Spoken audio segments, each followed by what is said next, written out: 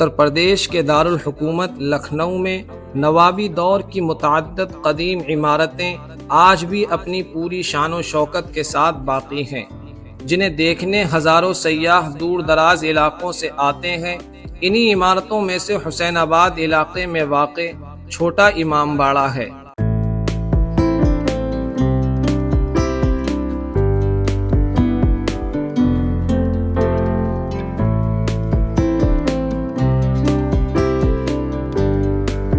جس کی بنیاد نواب محمد علی شاہ نے 1837 میں رکھی تھی۔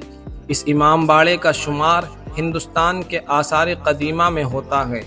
اگرچہ یہ امام باڑہ بہت ہی وسیع و عریض ہے، لیکن آصفی امام باڑے کی نسبت چھوٹا ہونے کی وجہ سے اسے چھوٹا امام باڑہ کہا جاتا ہے۔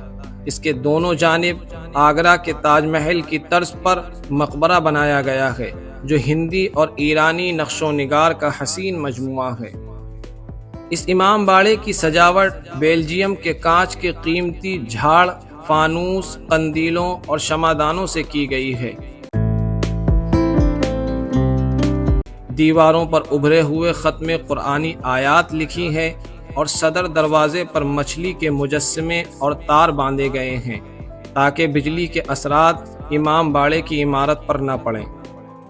اس کے اندر پانی کا حوض، باغ، رنگ برنگ کے پھولوں کے خوبصورت اور معصوم پودے کے علاوہ متعدد نواب اور ان کے خاندان کے لوگوں کی قبریں بھی موجود ہیں۔ مذکورہ امام باڑہ اگرچہ لوگوں کی خوش طبعی اور دل لگی کا ذریعہ اور سیاحوں کی توجہ کا مرکز بنا ہوا ہے، لیکن فی الواقع یہ ایک مذہبی عمارت ہے جسے نواسۂ نبی حضرت امام حسین کی عزاداری کے غرض سے تعمیر کیا گیا تھا۔